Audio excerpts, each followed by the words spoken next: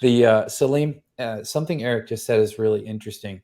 Imagine if everybody in the world had their NFT that was their unique identity or some form of unique identity. It doesn't necessarily have to be an NFT, but we'll use that in this case. Well, that'd be the world's biggest DAO because we'd all be connected in that way, wouldn't it? But first, what is it, a DAO? Distributed Autonomous Organization. Salim, you want to take a crack at that one? Because it's deeply tied to all the things we've been talking about. Yeah, so when we put the model together for exponential organizations, I just want to go sideways just for 1 second and mention the concept of engagement, which was one of the major attributes with gamification, etc. If you think about all these successful blockchains, Cardano and Ethereum, and Lord knows everything on those big lists, they're essentially taking a community and adding crypto economics to it. And so it becomes a massive accelerant to engagement. And so you're having 10, $20 billion blockchains pop out of nowhere just because they figured out how to manage the engagement model powerfully. And so that's one vector. It's like adding gasoline to a fire and just things just explode very fast. So that's one incredibly powerful concept that's happening. The second part, where you now think about the bringing engagement into and automating it. The thing for me that's incredibly powerful about the work that Eric and others have done is the thing that's powerful about an NFT is the fact that it's programmable.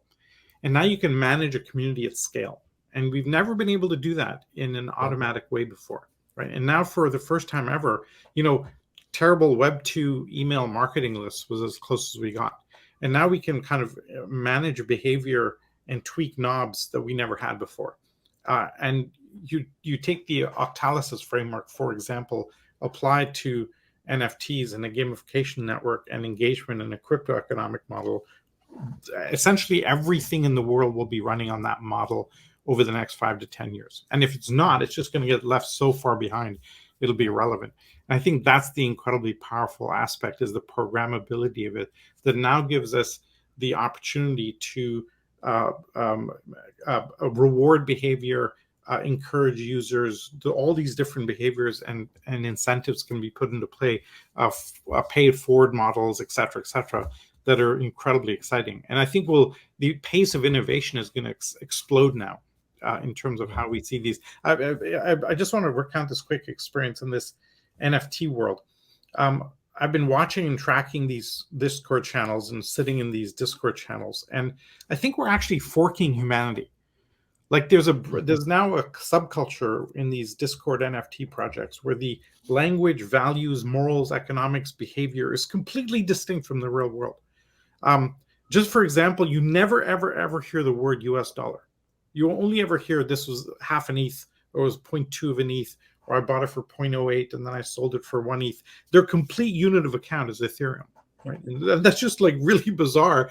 It never occurs to them that how do you I'm sitting there going, oh, that means Ethereum is worth X. I keep mapping it back to the old world, and they're completely living in the new. And there's something profound happening that I think is worth watching very carefully. It's just, and as Eric mentioned before, when you have this type of thing, you have choice and you have optionality, and that diversity gives you creativity, just as a latent pattern of what's happening. Perfect. So, like I said, I'm going through a kind of a buzzword bingo thing here. I want to talk about. Let me just come back to DAOs. Yeah. I went off totally on a segue. So the fact that we can automate engagement allows us now to manage an organization automagically, basically, because you could basically say, hey, here's the thing I want to get done, post it up, somebody picks up that thing, agrees to it, signs a tick box, is awarded a smart contract around it. When they fulfill that task, they basically bring it back and go, I've done this piece, I've cleansed up this piece of data, I've done whatever. And now you can essentially manage an entire organization completely autonomously. And it doesn't, right now, for the last few months, DAOs have been the biggest buzzword ever. There's a huge hidden problem with DAOs, which is governance. Doing decentralization and governance is kind of a holy grail. And managing those two dynamics are going to be very tricky. We see the same thing with cryptocurrencies, where people say they're decentralized, and if they really are, then no decisions are being made because everything's so goddamn decentralized. Or they pretend they're decentralized, but they're really not, so they can get decisions done quickly.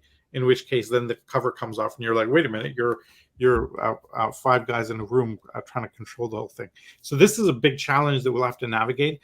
We've, in our world, because we saw this, we've taken very, very slow, steady steps over years to manage engagement and governance into a broader community.